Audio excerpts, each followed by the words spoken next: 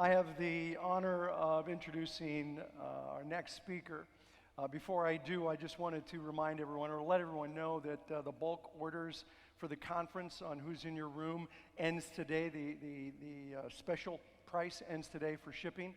So if you want to get Who's in Your Room on a bulk order, just see Dan Vega out on the booth after the convention, the next hour or so. He'll stick around for an hour or so for the convention special. So our next speaker, Frank DiRaffaele, has been part of BNI for 25 years. He's another person with many, many years of service. He has traveled all over the world for BNI. He said he's been to more than a dozen countries there to speak and help BNI regions. He has helped me write one book, and we're working on another book. As you know, he and Hazel and I wrote the book Business Networking and Sex, Not What You Think. And we're working together on a book called The Third Paradigm, which I've talked about at a convention or two.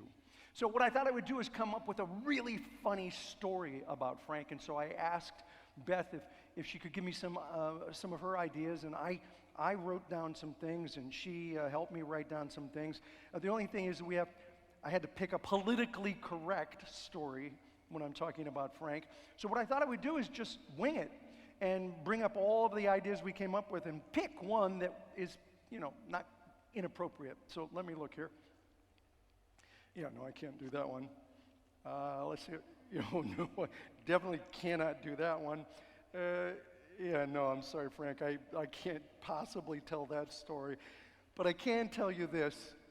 He is one of the most talented speakers that I know, and I call him a personal friend of mine, Frank DiRaffaele.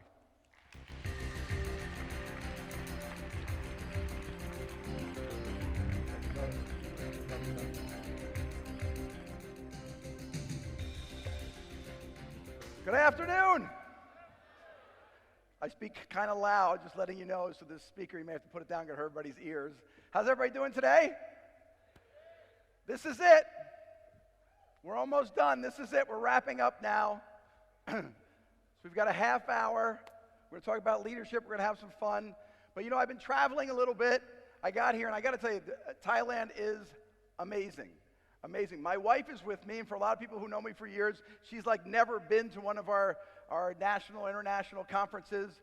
She didn't even have a passport until a couple of years ago. And I've been inviting her I've been saying to her, come on, honey, come with me to England. Come with me to, when I've gone over there several times. No, I don't want to go. So she decides this is her first overseas trip. 28 hours it took us to get here, right? So we'll meet her later on. But I come here, and I'm just amazed at how incredibly friendly everybody is and how polite. I'm staying at the Intercontinental Hotel. And I'm not kidding you. When you walk in and out of the door, besides holding the door, we have a guy, it looks like every time, he salutes to me every time I go in and out. I'm thinking I am digging this. I kind of like this going in and out. And everybody's always bowing and has their hands together. I'm like, everybody is so friendly. And as a New Yorker, it kind of freaks me out. I got to be honest with you. Okay? So I am missing New York right now. Okay? Being home and being there with so I would like all of you to help me feel a little more comfortable. Would you be willing to do that? I'm going to teach you, some of you in the audience know this, you can help the person next to you. I'm teaching you a New York hello, okay? Everybody stand up, please. Everybody stand up. Okay, now, here I see people and they're bowing, everybody says hello, they're very polite. Different parts of the world I go, everybody's very polite. Well, in New York, we don't say hello, good morning, hi, how are you? We say, yo. Yeah, yo. Okay, but we don't say it with a smile, okay? You got to have a little bit of an attitude. Just go yo. That's good. And then we don't say, how are you? We say, what's up? No, not what's up, okay? What's up? But don't smile. That ruins the whole thing, okay? So it's got to be, yo, what's up? Right, but now I'm Italian. What does that mean? I'm an Italian New Yorker.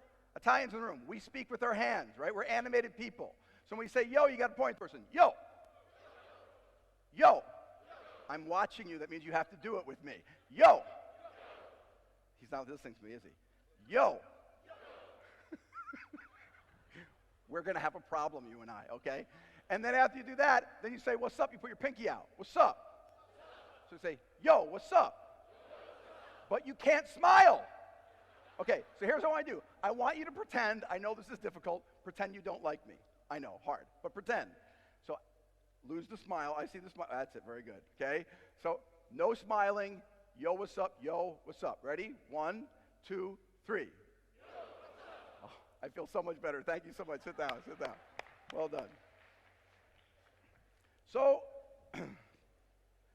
most of you don't know me very well, but I think Ivan will probably attest to this. I tend to have somewhat of an immature personality. I don't have a long attention span, so my whole life has been about kind of just being focused on, if I'm not enjoying something, I move on to something else. The fact that I've been with this organization for over 25 years amazes even me, but it tells you, and it's told me, that there's something incredible about this organization because of what we have. And it's an amazing organization, what we do, the difference we make in people's lives, how we help people. You know, outside of BNI, I've had a consulting and training business for years. I mean, literally over 20 years. And I've always loved what I do because I've always said what I do is I help make a difference in people's lives through their business.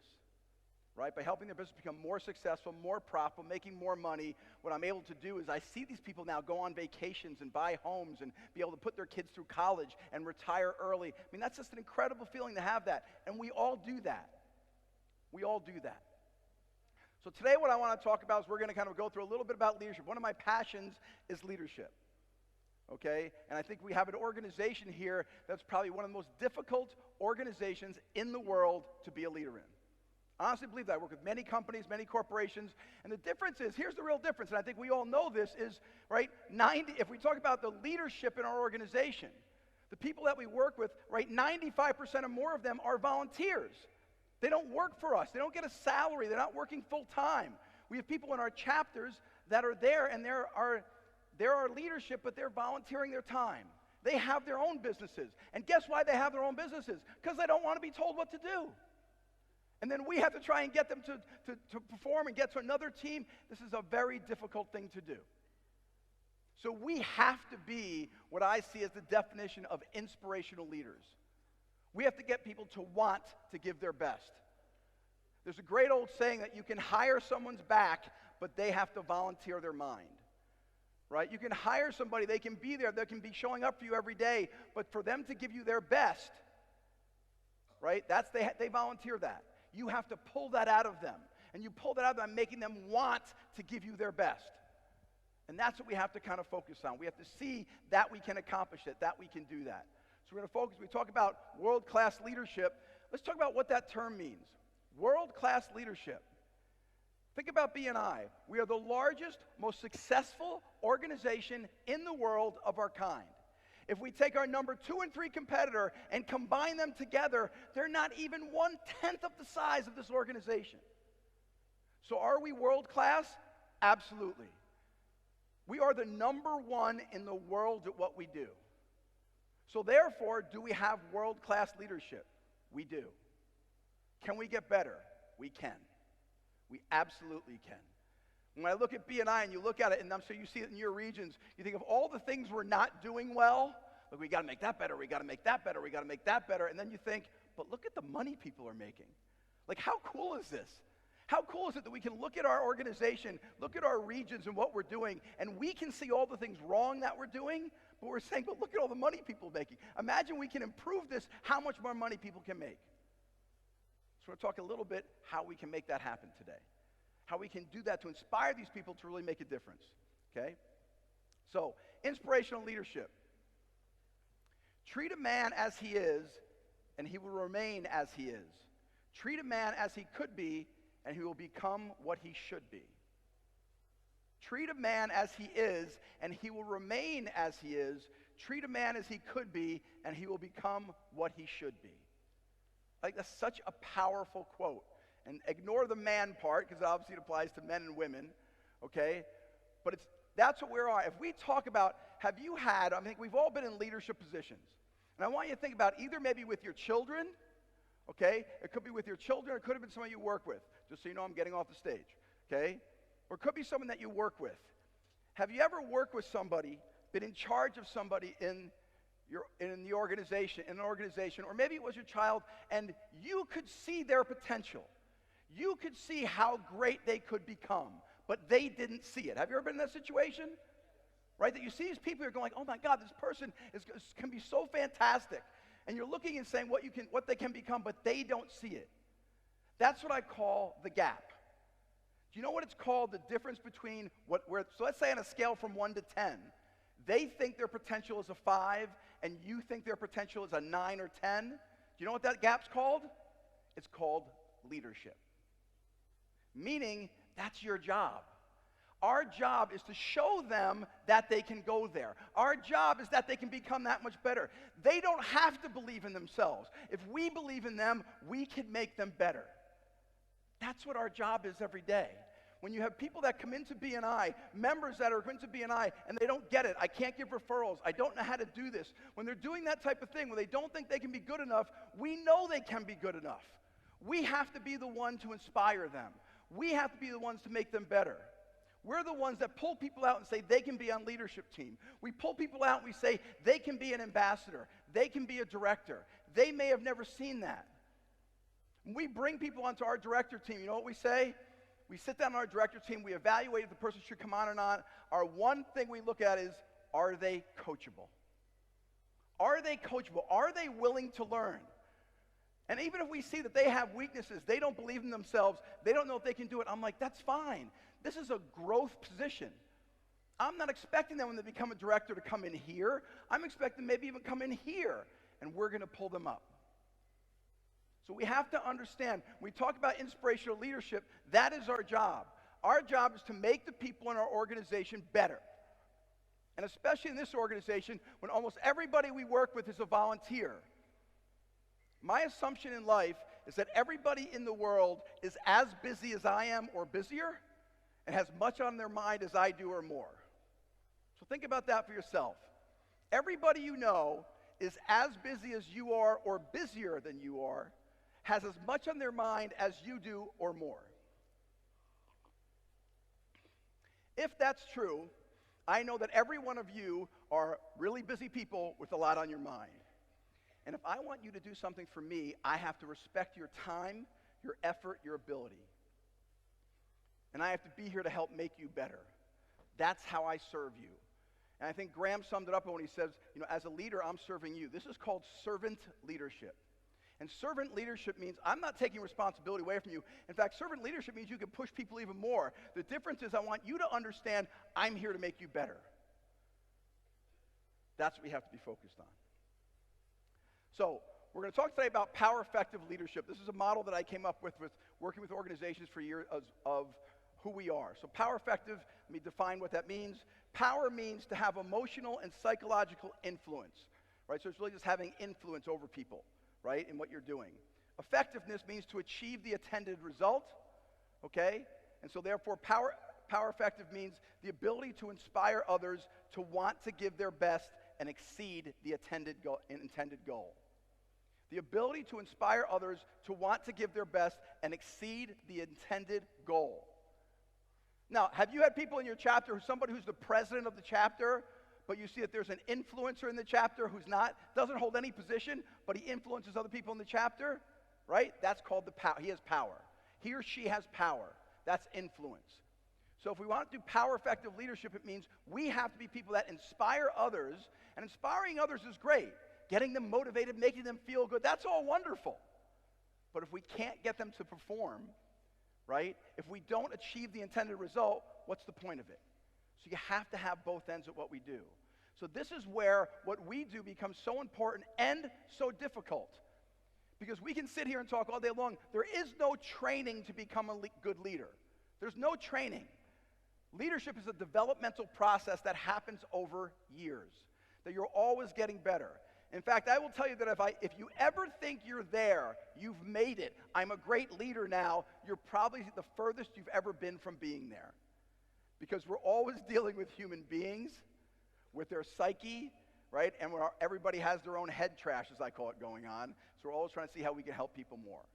So let's talk about how do we do that, okay? Who are some power effective leaders that we have? We have Ivan, I think, is our great leader of organization, obviously Gandhi and Martin Luther King, to give 3 examples.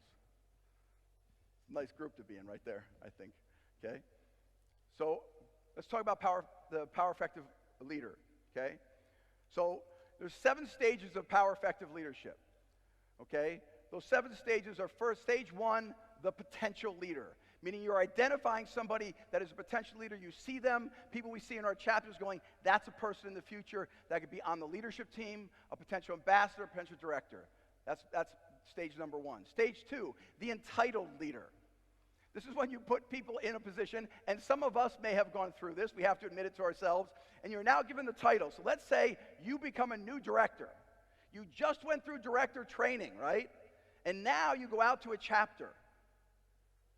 And now you go to the chapter. They've never met you before. And now you go to take it over. And you're going to say, I'm the new sheriff in town. This is what you're thinking.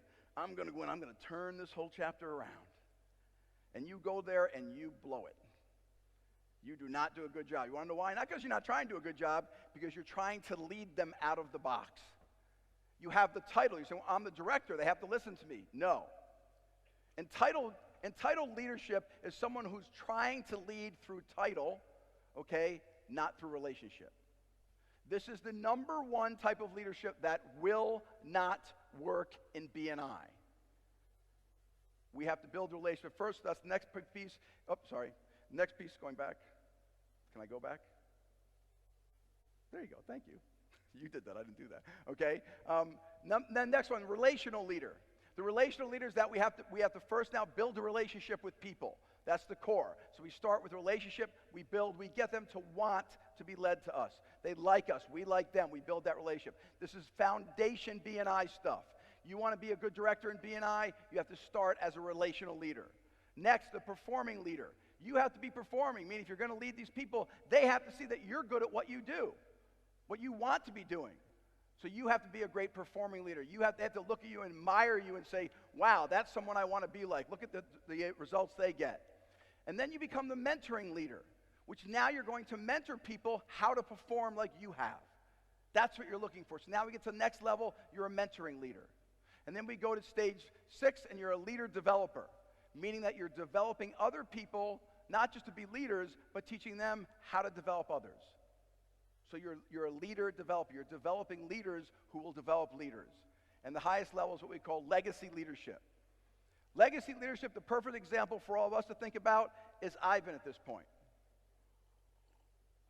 Dr. Ivan Miser has built an organization where a culture is so strong, Givers Gain is so strong, that the organization in that way culturally is able to move forward. He's moved to legacy leadership where he doesn't have to be involved in daily operations anymore. Now, you know how you stay in legacy leadership? You continue the culture. And that's his focus now. He going around and traveling to our regions and writing books and doing all different presentations and doing podcasts and things like that. That helps develop our culture. That's legacy leadership. So if we want to be successful in BNI, in these 7, we have to think of, okay, we have to be starting with relational leadership. Whoops, did I do something wrong? There you go. Okay, so where do effective, inspirational leaders spend their time? They're in the stage of relational leader. So this is where we have to be. 1, you have to be a relational leader, a performing leader, a mentoring leader, and a leader developer. This is the core where we want to stay. So in BNI, if we're working on these 7 stages, you have to say, I want to be here. And by the way, it doesn't matter what you think. It doesn't matter where you think you are on this, right? If this is my team, it matters where they think I am on this. If I don't have a good relationship with them, and I think I do, it doesn't matter what I think, it matters what they think. Also, if I have 10 people on my team, or 20 or 50 or 100, I may be at a different point with every single person on the team. So we have to understand this is something that's ongoing, that we work with people individually. So when we want to be an effective, inspirational leader, these is the core where we have to be. So what's the core we're talking about?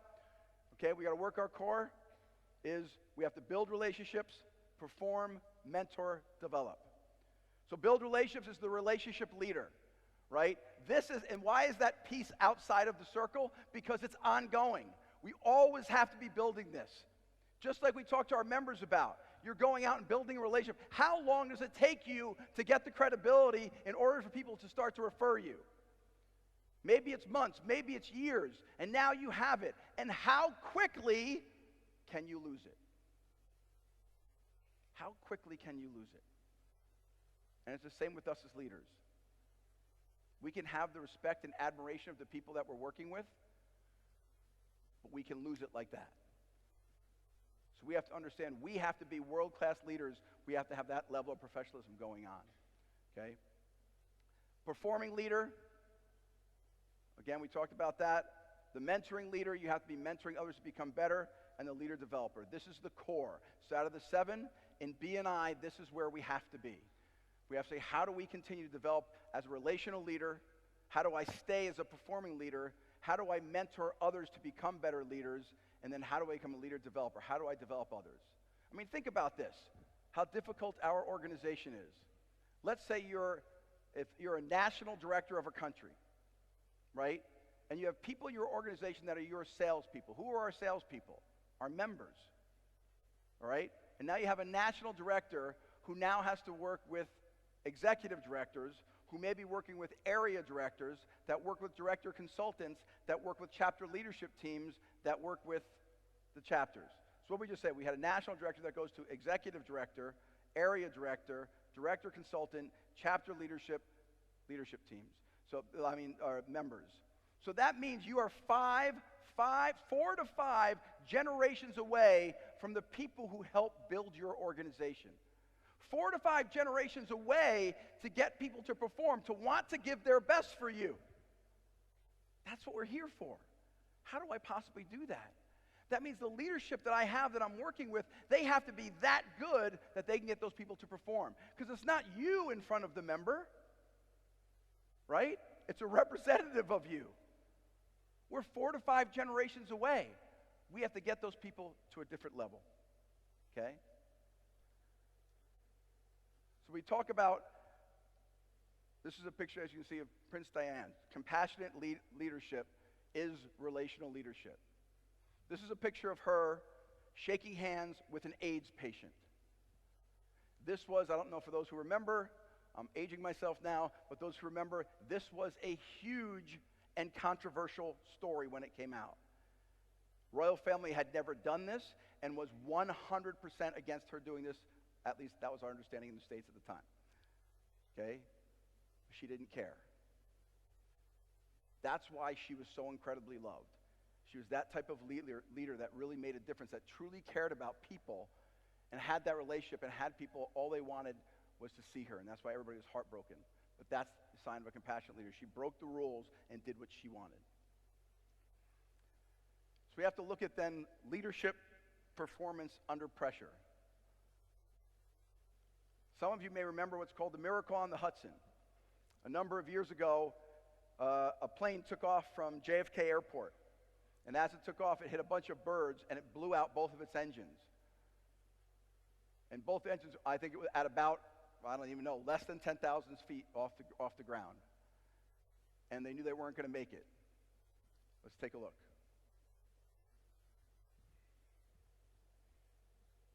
Do I have to click it? Make left traffic to runway 4. I don't think we can make any runway.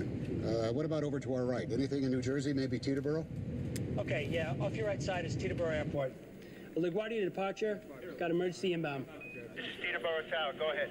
Cactus 1549 of the GW Bridge. Needs to go to the airport right now. Check, does he need assistance? Yes, bird strike. Can I get him in for runway 1?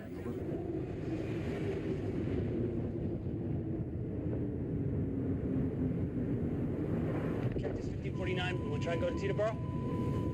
Obstacle.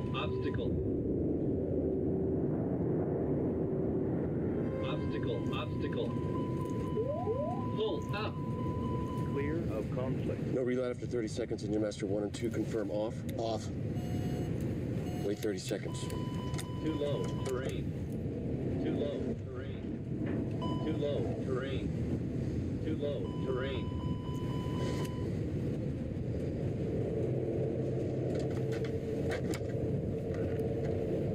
This is the captain. Brace for impact. 500.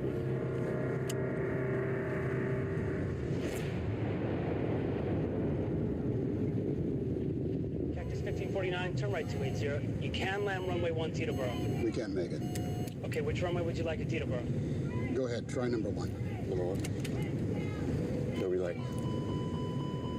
We're going to end up in the Hudson. Too low, terrain. I'm sorry, say again, Cactus? Too low, terrain. Too low, terrain.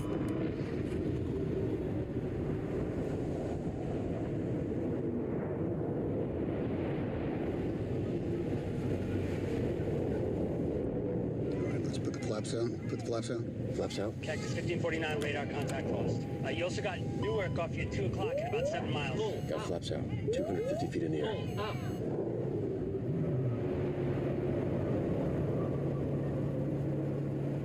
170 knots.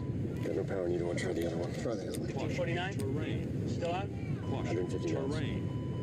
Got flaps too. You want more? No, let's do it. You got runway 29 available at Newark. It'll be 2 o'clock at 7 miles. You got any ideas?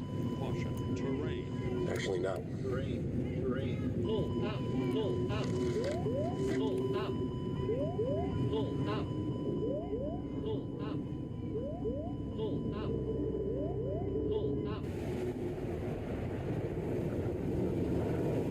We're going to race. Pull up, pull up.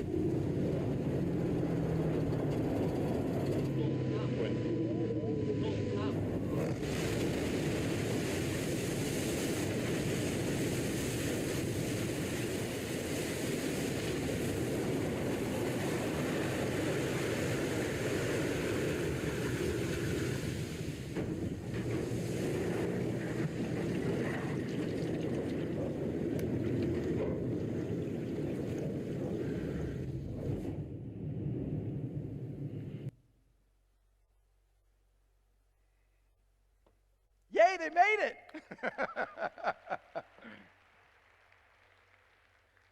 Speak about leadership under pressure. You know, obviously, it's a remake. It's the movie. But think of what he had to go through in a matter of seconds, of 30 seconds, to save everybody on that plane. Guess what? There are no networking emergencies.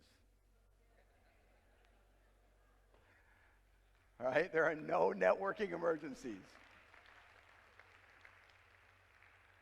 We can have all this stuff happening, whatever's going on. We don't have that type of pressure on us. That's somebody who's extremely well trained, calm under pressure, and that's the people we have in this room. With our experience that we have, we can make a difference in people's lives, and that's what we have to continue to do.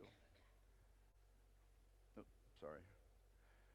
Mentorship, really important in leadership. Even people at the top level get mentored. Did you know that Bill Gates asked Warren Buffett to be his leader, to be his mentor, when he was running his organizations in past? And they became very close friends. Here's a gentleman that obviously a very bright guy, started an organization worth, I don't know, how many billions is he worth now? Like, they estimate 90 billion, but it's not seeing whatever else it is. But he knew he could get more knowledge from someone like Warren Buffett and asked him to mentor him in his company. And then Warren became, obviously, the number one donor to his foundation, if you will, going forward. Mentorship, that's part of what we're about, okay? Being the leader developer in your organization. You are here to develop your job, right? We're here to develop leaders and then develop leaders who can develop other leaders. We have to continue that process going forward, right? That's the leader developer. So I'm not just developing a leader, I have to develop a leader who knows how to develop leaders to get people to perform in that type of level. We have to be there, okay? What I call always be happy, never be satisfied.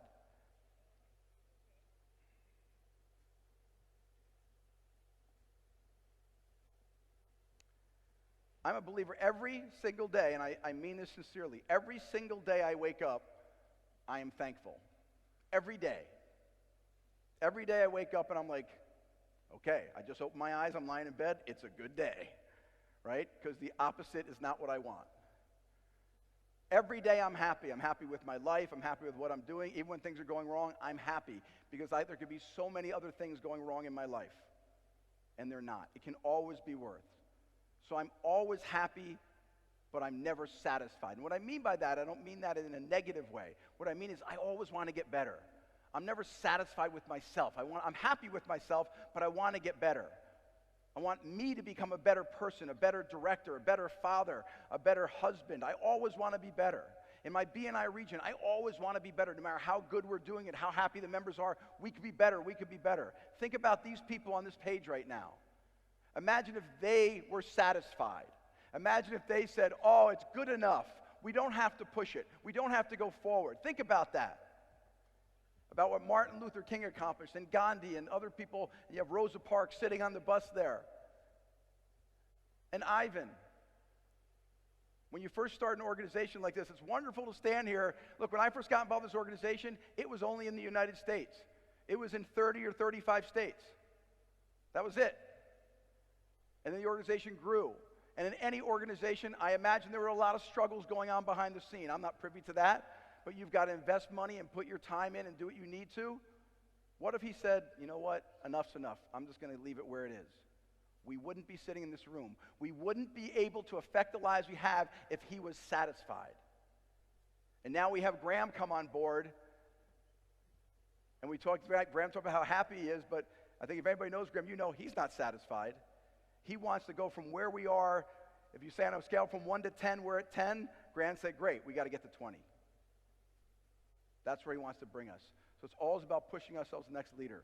So who will be the next great inspirational leader? Us.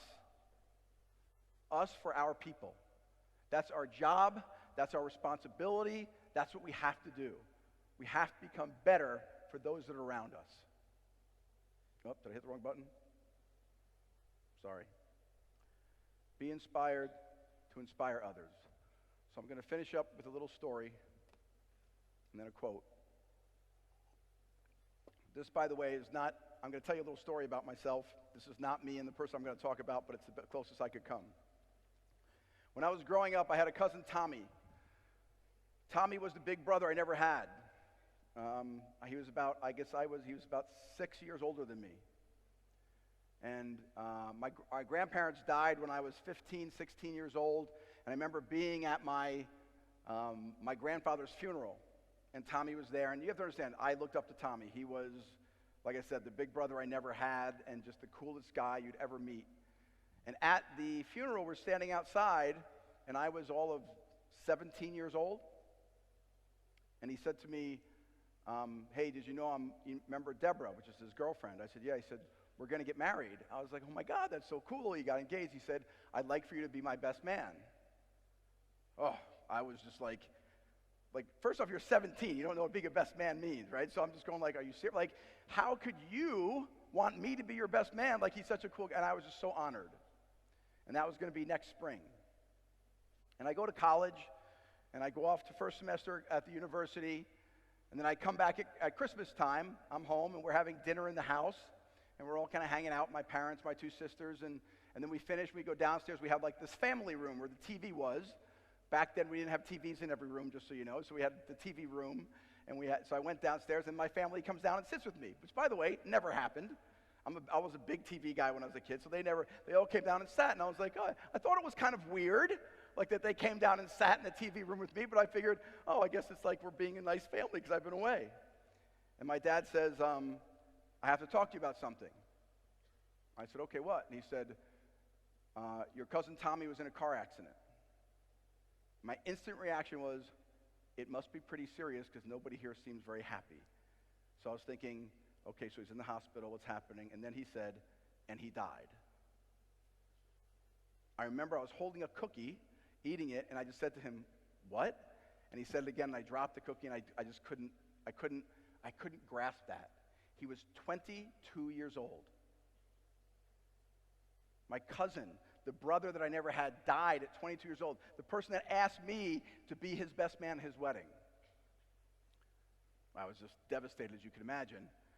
So to keep a very long story short, it hit me. I said, how can somebody die at 22 years old? Like, how does that happen? He got in a car accident and he died. And I was just kind of like, I don't understand. But the one thing that hit me hard, however many days later, was if it happened to Tommy at 22, it could happen to anybody at any time, and that includes me. And it was at that time in my life I said, I will never do anything in my life that does not make me happy. If I'm doing something, no matter what it is, what I'm working at, if some reason I'm not happy with it, I'm going to change it. Because you know why? Because today or tomorrow could be my last day. And out of honor for Tommy, I'm not going to do that.